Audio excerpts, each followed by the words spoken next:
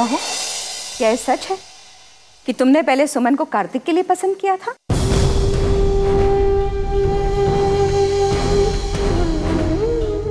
अगर ये सच है तो हम लोग कैसे इस बात से अनजान रहे? अम्मा बस बहू, और कोई सफाई देने की जरूरत नहीं है। लेकिन बाबूजी, बात तो इतनी बड़ी है ना, इस घर के बड़े बेटे और विधवा बहू के बीच। विद्या, तुम बीच में मत बोलो।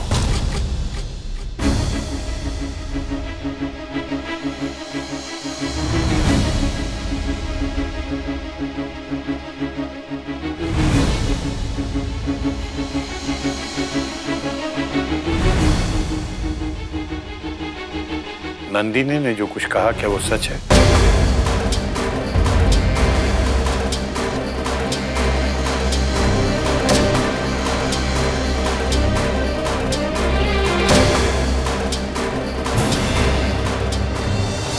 इसका मतलब है कि प्रभुदयाल ने जो कुछ कहा था वो भी सच है, और गांव के मुखिया जी ने जो कुछ कहा था वो भी सच है। और मैं तुम दोनों की बातों पर विश्वास करके तुम्हारा पक्ष लेता रहा, और इस घर में सबकी नजरों के सामने इतना कुछ हो गया जिसे ना तो मैं देख पाया और ना ही समझ पाया। मैं इस घर का मुखिया अपने ही घर में होने वाली इतनी बड़ी बात से बिल्कुल अनजान बना रहा। तुम लोगों को एहसास भी है कि आज इस बात को लेकर किस कदर अपमानित महसूस कर रहा हूं मैं अपने आप पे।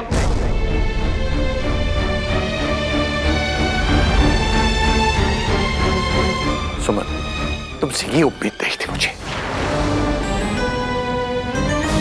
तमाशा बना के रख दिया है तुम दोनों ने मेरा दुनिया के सामने।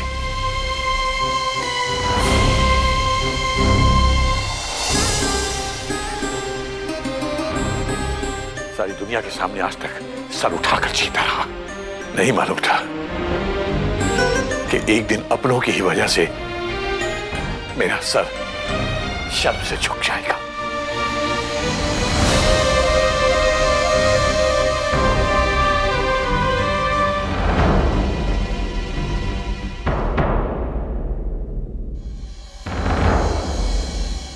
दादाजी, मैंने आपसे इस बारे में बात करने की कोशिश भी की थी,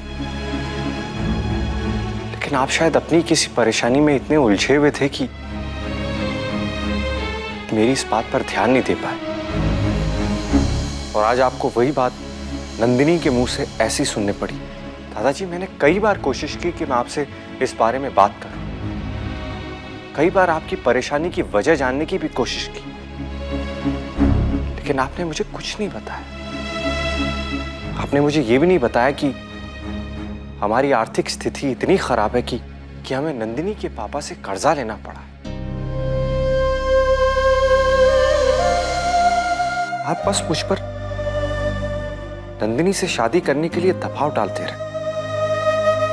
और जहां तक मेरे और सुमन के रिश्ते का सवाल है, मैं सुमन की हमेशा से बहुत इज्जत करता था, बहुत सम्मान करता था। वो सम्मान कब स्नेह में और वो स्नेह कब प्यार में बदल गया, मुझे खुद पता नहीं चला।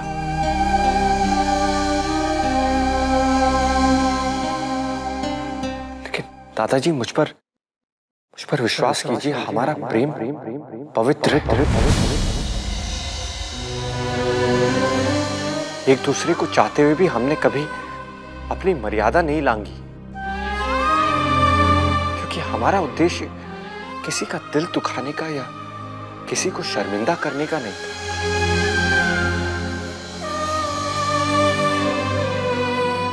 ये तो सिर्फ नंदिनी की जलन और उसका गुस्सा है जो उसने आपके सामने हमारे रिश्ते को इस तरह उछाल दिया।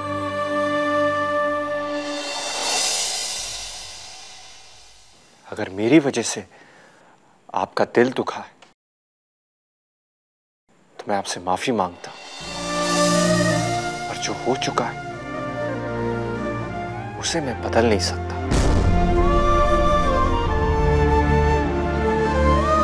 दादाजी, मैं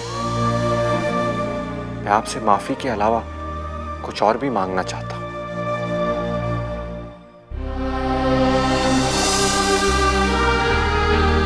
आज मैं आपसे अपनी खुशियां मांगना चाहता हूं।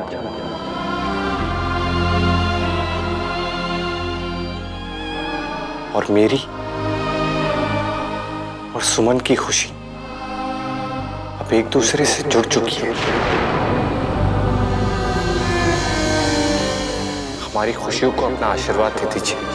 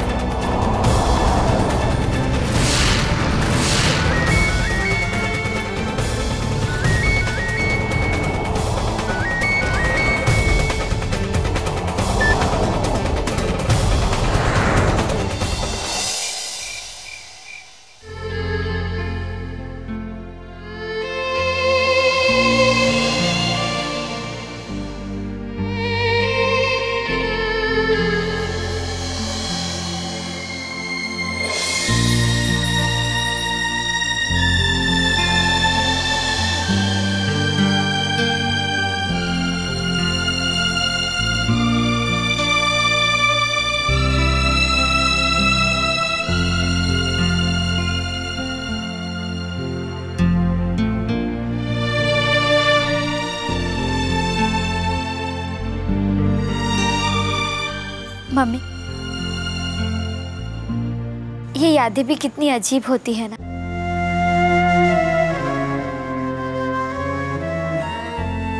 तस्वीरों और दिलों में कैद होकर रह जाती है।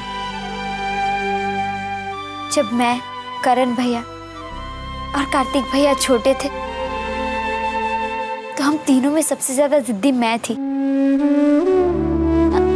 नहीं,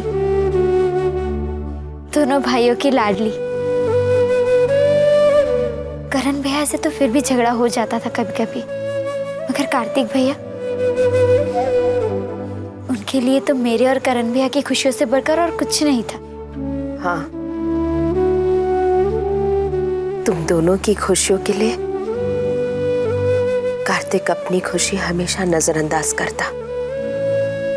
याद है मम्मी, एक बार हम तीनों दशहरे के मेले में गए थे और आपने हम तीनों को पैसे दिए थे और कहा था अपनी अपनी मनपसंद चीजें लेना।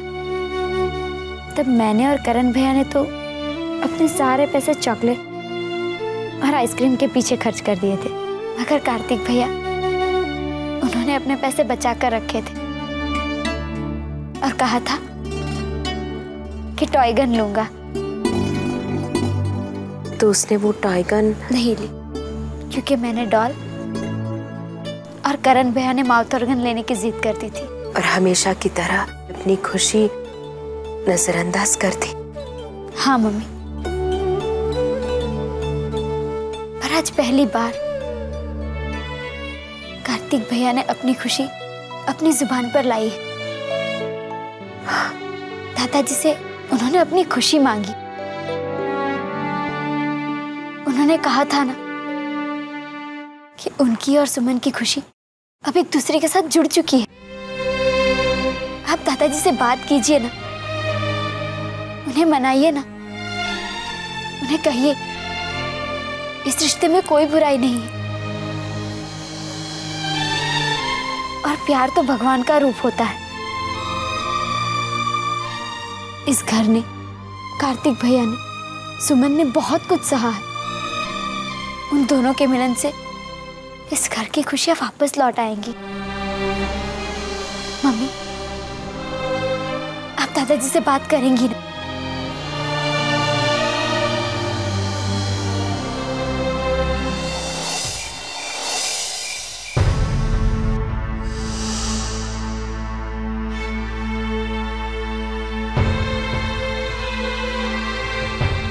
सच तो ये है कि हमारी और कार्तिक जी की शादी से पहले इन दोनों की प्रेम कहानी शुरू हो गई थी।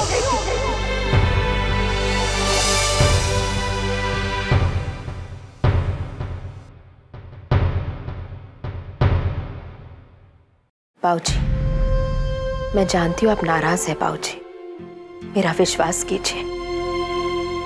मैंने आज तक आपसे कोई बात नहीं छुपाई है।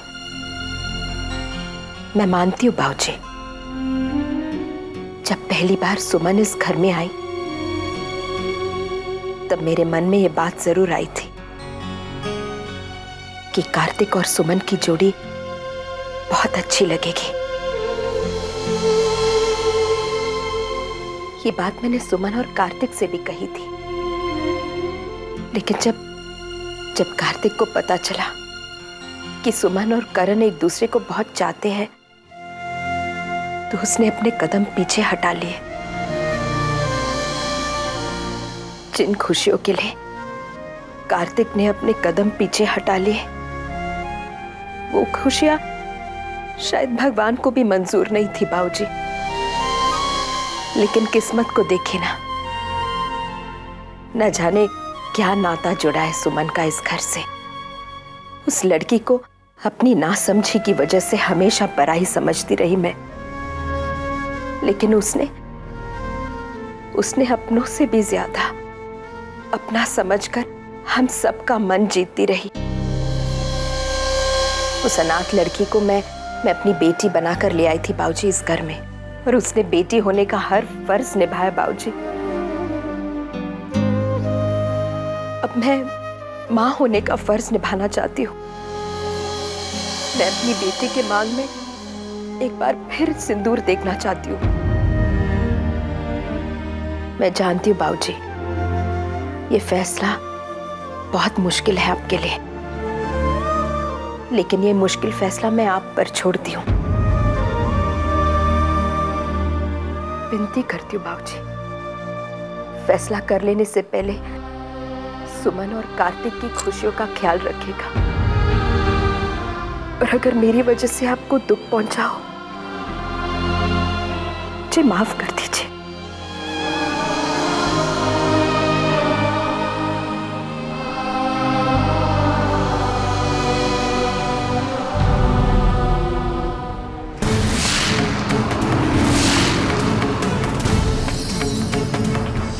अब भी तुम हमारे थप्पड़ का कारण जानना चाहती हो? आज हमने तुम्हारे गलत इरादों की चिता जला दी।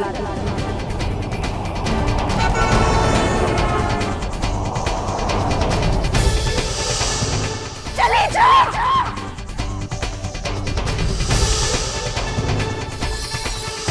जिस इंसान ने ऐसी नीच हरकत की हो, उससे मेरा प्यार पाने का कोई कार्तिक और सुमन, हम तुम दोनों को कभी नहीं छोड़ेंगे।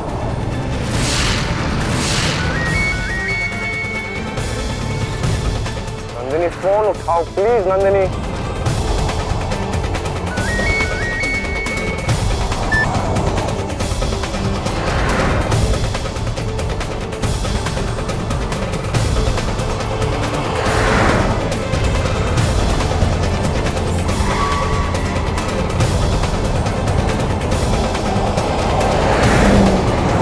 गाड़ी रोको। नंदिनी,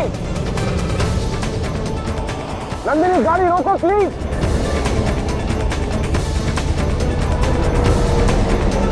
नंदिनी नंदिनी प्लीज, नंदिनी जिद मत करो।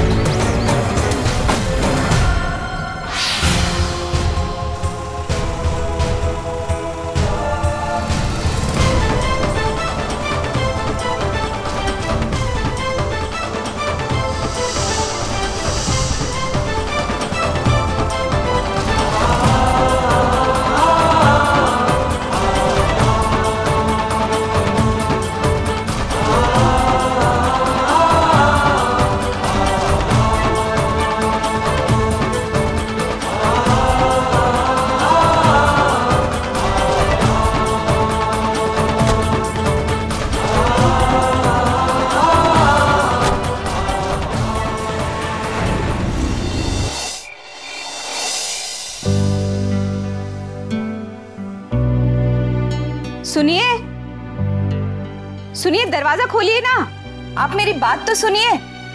ऐसे आप कब तक अकेले अंदर बैठे रहेंगे दरवाजा बंद करके? आप सुन रहे हैं? दरवाजा खोलिए।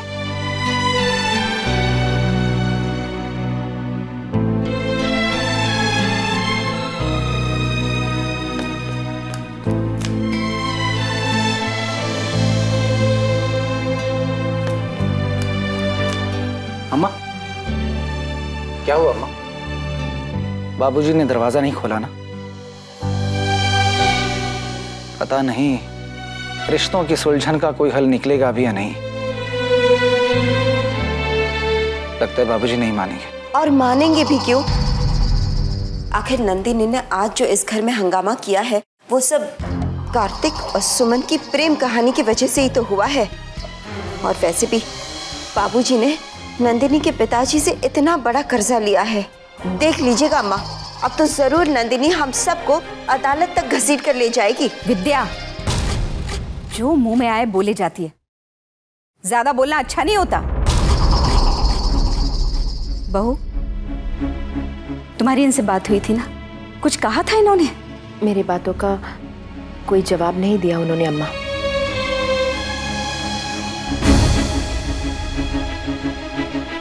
कार्तिक भैया, सुमन घर छोड़कर जाने की तैयारी कर रही है।